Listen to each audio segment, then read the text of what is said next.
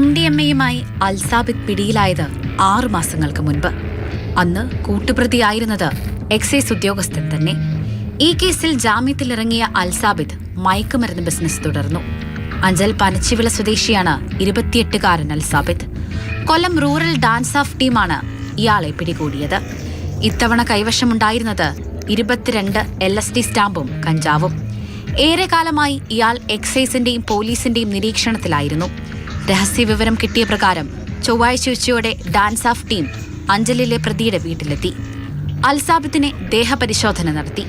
പാൻസിന്റെ പോക്കറ്റിൽ നിന്നും LSD സ്റ്റാമ്പും കഞ്ചാവും കണ്ടെത്തി. പ്രദേശത്ത് രാത്രിയിൽ ബൈക്കുകളിൽ യുവാക്കൾ എത്തുന്നെന്ന് നാട്ടുകാർ പറയുന്നുണ്ട്.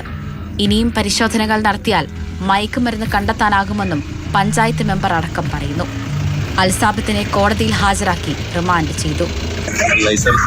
ഇനത്തിൽപ്പെട്ട ഒരു മയക്കുമരുന്നാണ്. അപ്പോൾ നമ്മളെ കൊല്ലം റൂറൽ ജില്ലയിൽ ആദ്യമായിട്ടാണ് ഇങ്ങനെ ഒരു ക്യാച്ച്. ഡാൻസ് ഓഫ് ടീമിൻ്റെ വളരെ രഹസ്യവിവരത്തിൻ്റെ അടിസ്ഥാനത്തിലാണ് ഈ ഒരു ക്യാച്ച് നടത്തിയിട്ടുള്ളത്. ഈ പറയുന്ന ആൾ നേരത്തെ ഒരു MDMA കേസിൽ പ്രതിയാണ്. നമ്മുടെ ഈ പ്രദേശത്ത് രാത്രികാലങ്ങളിൽ പാതിരാത്രി സമയങ്ങളിൽ ഉൾപ്പെടെ ബൈക്കുകളും മറ്റ് വാഹനങ്ങളിലും ധാരാളം ആളുകൾ ഈ പ്രദേശത്ത് വരുന്നതായി പരാതികൾ ഉണ്ടായിരുന്നു.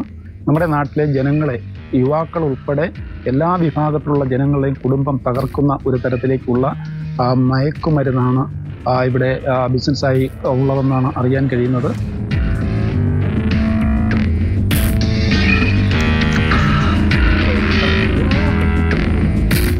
മാതൃഭൂമി ന്യൂസ്, കൊല്ലം.